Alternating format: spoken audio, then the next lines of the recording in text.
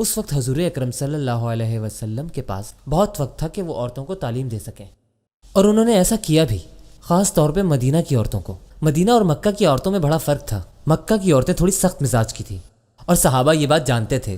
حضرت عمر اسی لیے مکہ کی عورتوں کو پسند نہیں کرتے تھے، تو اس لیے یہ خاص فرق تھا ان عورتوں میں۔ اور مکہ کی عورتیں بولتی بھی بہت زیادہ تھیں۔ یہ باتیں ہمیں حدیث اور روایات سے معلوم ہوتی ہیں۔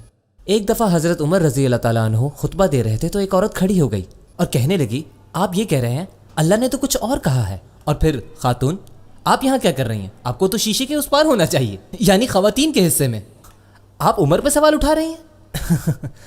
عمر، لوگوں کو یہ نہیں پسند تھا کہ کوئی انگلی اٹھا کر عمر سے سوال کرے، لیکن بہت بہادر تھی وہ نہیں ڈری، اس نے سوال کیا۔ کبھی کبھار لوگ یہ خود سے ہی سمجھ لیتے ہیں کہ مرد اور عورت آپس میں بات نہیں کر سکتے، چاہے کچھ بھی ہو جائے وہ آپس میں بات نہیں کر سکتے۔ اسلام یہی کہتا ہے، مگر ایسا نہیں ہے۔ صحیح بات یہ ہے کہ نامحرم مرد اور عورت باہر آپس میں بات کر سکتے ہیں، قرآن میں بھی ایسا لکھا ہوا ہے۔ موسیٰ علیہ السلام جہاں گئے تھے وہاں 2 نامحرم لڑکیاں تھیں۔ وہ وہاں جاتے ہیں اور ان سے پوچھتے ہیں کہ کیا مسئلہ ہے، ما خطبکما، کیا مسئلہ ہے؟ تو انہوں نے جواب دیا کہ جب تک ہمارے یہ جانور پانی نہیں پی لیتے ہم لوگ گھر واپس نہیں جا سکتے۔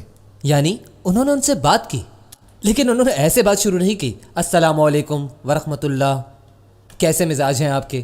ان میں سے کسی کو معلوم نہیں تھا کہ کون مسلمان ہے اور کون نہیں۔ ان لڑکیوں کو تو یہ بھی معلوم نہیں تھا کہ جن سے وہ بات کر رہی ہیں وہ کون ہے۔ وہ نہیں جانتی تھیں کہ یہ جناب موسیٰ ہیں، لیکن نہ جاننے کے باوجود بھی انہوں نے بات کی۔ 2 نامحرم لوگ آپس میں بات کر رہے ہیں، وہ مشکل میں ہیں اس لیے بات کر رہے ہیں۔ جانوروں کو پانی کیسے پلایا جائے اس پر بات ہو رہی تھی۔ آپ یہاں کیا کر رہی ہیں؟ کوئی پریشانی ہے؟ میں مدد کروں؟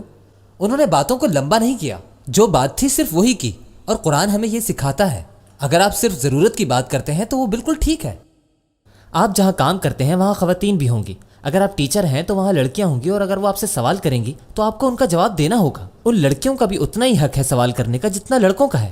آپ کو ان کو پڑھانا ہے اور سب کے ساتھ انصاف کرنا ہے۔ آپ ایسا نہیں کر سکتے کہ ان کو پیچھے والی سیٹ پر بھیج دیں اور ان پر توجہ ہی نہ دیں۔ اگر میں ایک ٹیچر ہونے کے ناطے ایسا کروں تو یہ ناانصافی ہوگی، ایسا نہیں ہونا چاہیے۔ کچھ عالم اس کی اجازت نہیں دیتے، لیکن کچھ اس کی اجازت دیتے بھی ہیں۔ اہل سنت کے کافی علماء کرام اور اسکالر اس چیز کی اجازت دیتے ہیں۔ وہ یہ کہتے ہیں کہ اگر مرد ان سب باتوں کی پابندی کرتا ہے کہ بات صرف ضرورت کے تحت تک کی جائے، کم بات کی جائے، یعنی اگر آپ کسی محفل میں بیٹھ کے لطیفہ سنا دیں اور وہاں بہنیں بھی بیٹھی ہو تو یہ اچھی بات نہیں ہوگی، یہ بہت بری بات ہے۔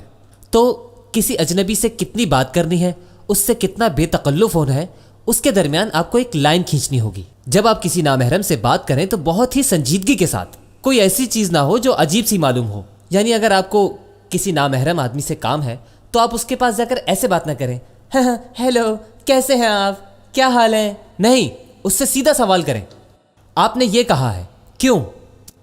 مطلب ایسا ہی کرنا چاہیے۔ کسی بھی نامحرم سے اگر بات کرنی ہے تو فضول میں اس کے سامنے مت ہنسیں اور نہ ہی مسکرائیں، اوہ مائی گاڈ آپ کتنے اچھے ہیں، آپ نے میرے لیے اتنا کچھ کیا۔ نہیں، جو بات ہے صرف وہ کہیں اور فضول باتوں سے گریز کریں۔ اگر آپ کو ایسے بات کرنی ہے تو اپنے بابا سے کریں، جزاکم اللہ خیر بابا، آپ بہت اچھے ہیں، آپ بہت خیال رکھتے ہیں ہمارا۔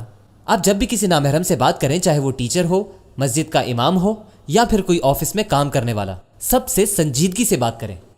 اگر عورت سنجیدہ ہو کے بات کرے گی تو مرد خود بخود سنجیدہ ہو جائے گا۔ اگر کوئی لڑکی چلتی ہوئی آ رہی ہے اور وہ اگر آپ سے آ کے کہے السلام علیکم،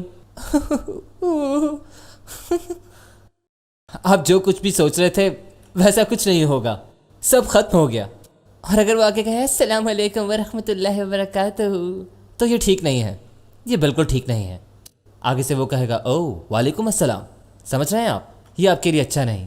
تو اس لیے آپ نے اپنی آواز کو بالکل سیدھا رکھنا ہے، لہرا کے بات بالکل نہیں کرنی، اور اس کے سارے رول سورہ نور میں پہلے سے ہی لکھے ہوئے ہیں، سب اصول بتائے گئے ہیں۔ آپ کی آواز سیدھی ہونی چاہیے، آپ کی آنکھیں نیچی ہوں، لیکن اس کا یہ مطلب بھی نہیں ہے کہ آپ کی آنکھیں کسی اور طرف دیکھ رہی ہوں، یعنی وہ آپ کے سامنے ہے اور آپ آسمان کی طرف دیکھ کر اس سے پوچھیں کہ بھائی میرے پاس ایک سوال ہے۔ اس کا مطلب صرف یہ ہے کہ اسے گھورے نہیں۔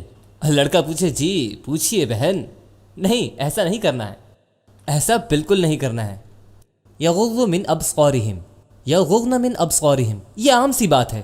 ان سب باتوں کا ایک ہی مطلب ہے کہ آنکھیں نیچے رکھیں، گھورے نہیں ایک دوسرے کو۔ ہاں کسی بات کے لیے ایک دوسرے کو دیکھنا پڑ جائے تو کوئی بات نہیں، مگر اس سے زیادہ نہیں۔